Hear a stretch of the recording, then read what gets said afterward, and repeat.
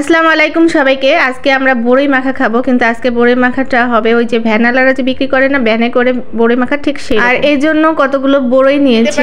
এখানে কয়েক রকমের বড়ই আছে, আর তার মধ্যে এই যে বড় বড়ইগুলো আছে, এই যে এইগুলো আছে, তো সবগুলো একসাথে। আবার এই যে একটু যে আদা পাকাগুলো আছে, আপা অলরেডি অনেকগুলো শেষে ফেলছে, তো যে কারণে দেখাতে পাচ্ছি না। তো ওগুলোও আছে, আবার এইগুলোও আছে।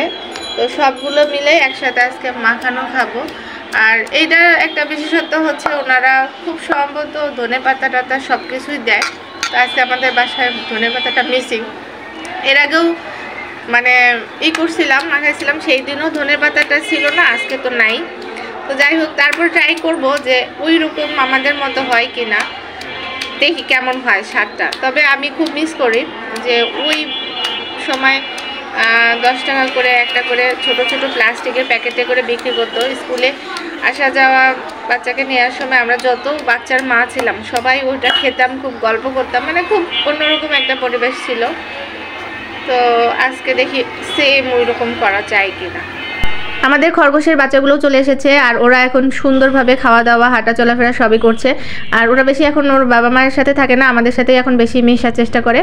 তো দেখবেন যে ওরা এক জায়গায় থাকে না, সবাই খালি এক জায়গায় রাখলে ছোটাছুটি করে, খাবার টাবার দিয়ে রাখলে সেটা খায়। আর তিনজনের মধ্যে খুব মিল আছে, যেখানে থাকে তিনজন একসাথেই থাকে, আবার দূরে কোথাও তেমন একটা যায় না। আর সব থেকে বেশি মানে গুড যেটা হচ্ছে সেটা আমাদের বিড়াল তাদেরকে টেক কেয়ার করে। একটু এদিক সেদিক হলে সে তাদের আশপাশেই থাকে এবং তাদেরকে একসাথে রাখার চেষ্টা করে। তা ও থাকলে আমাদের একটু টেনশন কম হয়, এদিক ওদিক ছোটাছুটি করতে পারে না তেমন একটা। আর এদিকে আমাদের বড়ই মাখানোর জন্য বড়ইগুলো ছেঁচতেছে আপা। আর এই বড়ই মাখানো ছেঁচার কাজটা যত বেশি ভালো হবে তত বেশি এই জিনিসটা সুস্বাদু হবে।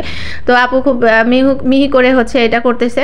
আর কাঁচামরিচ আমরা আজকে ঝাল বেশি খাবো, যেখানে মিষ্টি বড়ি দেওয়া আছে, এই জন্য ঝালের পরিমাণটাও একটু বেশি দেওয়ার চেষ্টা করছি আজকে, যেন একদম মুখ রোচকরভাবে খাওয়া যায়। ঠিক যেরকম ওই যে ভ্যানের মধ্যে যে প্যাকেট করে করে মাখানো বড়িগুলো থাকে না, ওই রকম একটু ঝাল হবে, একটু মিষ্টি হবে, একটু টক হবে।